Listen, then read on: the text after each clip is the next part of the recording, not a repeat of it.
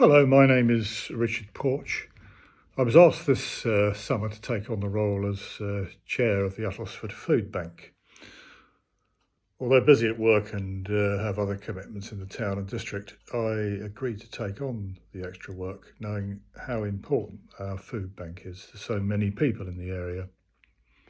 I've headed up a number of organisations during my working life, but I can honestly say that I've never been involved with any organisation that is committed to the task it's there to deliver so earnestly. The staff and the many volunteers are outstanding, and it's been a real pleasure to have the opportunity to work with them and experience their outstanding commitment. Before I came involved, I had a basic understanding of the work of the food bank, some assumptions about the people we supported, and how we managed to raise funds and food to provide that support. Some of those assumptions have proved to be correct, but I suppose, like many others, I was not fully aware of the full scope of what we do and the numbers and breadth of people that we support. I've often been asked over the last year, who is it we give food to and do they really need it? The answer is that in my experience, people coming to a food bank are at a point where they have no other option open to them and are desperate for support for themselves and very often their children.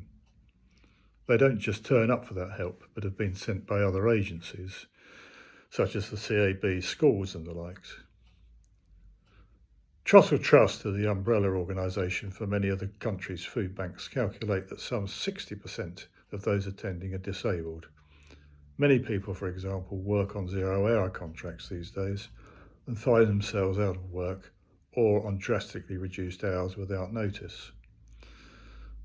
The financial crisis has driven many people who, despite working long hours with often more than one person in a household working, find themselves forced to turn to us for help, something that they never dreamed they would have to do. I think we've all heard about the proliferation of food banks in hospitals to provide for nurses and other medical staff. Before I became involved, I assumed that finding work in the area would be relatively easy to do. Nothing could be further from the truth for a whole strata of our society. For the most part, in our rural area, you need to travel to get work. Public transport for many is virtually non-existent, and without your own transport, getting a job and getting there can be almost impossible. What's been really distressing to see over the past year are the numbers of people accessing our services. There's been a 50% plus increase on last year in people attending our food bank.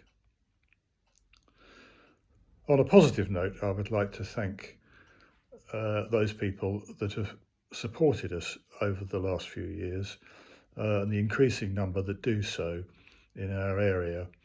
Their generosity has allowed us to continue with our work, and I'd like to take this opportunity to thank them for that support.